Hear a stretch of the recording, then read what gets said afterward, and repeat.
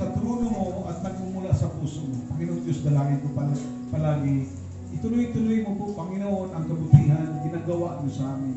Huwag niyong hayaan, Panginoon, na malinglang ulit ang mga taong ito. Huwag niyong hayaan, Panginoon, na maagaw ang kanilang pag-ibig, maagaw ang kanilang atensyon, maagaw ang kanilang isipan sa iyo, Panginoon. Panatilihin mo, Lord, palagi ang aming kaluluwa, ang aming puso na nakabalot, Panginoon, sa iyong pag-ibig. Panginoon, sama, Lord God, alam ko na nakikita niyo na, Panginoon, kung gaano ka nakahalaga sa buhay po namin. Hindi lang mahalaga, pero pinakamahalaga ka na nangyayari sa buhay po namin dahil dito, Panginoon, sa itinayo mong pananampalataya, bagong pananampalataya sa puso namin, napakaraming himala po na pinakita, binigay mo sa amin.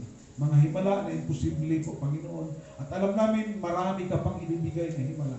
Salamat, Lord God, dahil tinuruan niyo po kami, Panginoon, na labis po na sumasamba sa iyo, labis po na magpupuri, labis po na dakilain ka.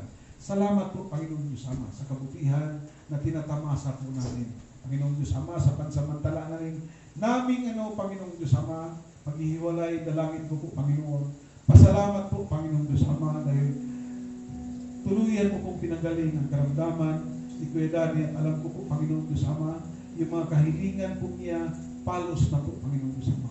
Pagpapalain niyo po ang pamilya po niya at yung kahilingan po, Panginoon niya. Ganon din po, Panginoon Diyos, sa pamilya po nila ni Kuya Benji at Ate Marisa. Lord, may mga problema po sila na hindi po nila makayanan. Alam ko po, Panginoon, walang imposible sa iyo po, Panginoon Diyos Ama. Lord, turuan niyo po sila na lalo pang magtitiwala sa iyo. Turuan sila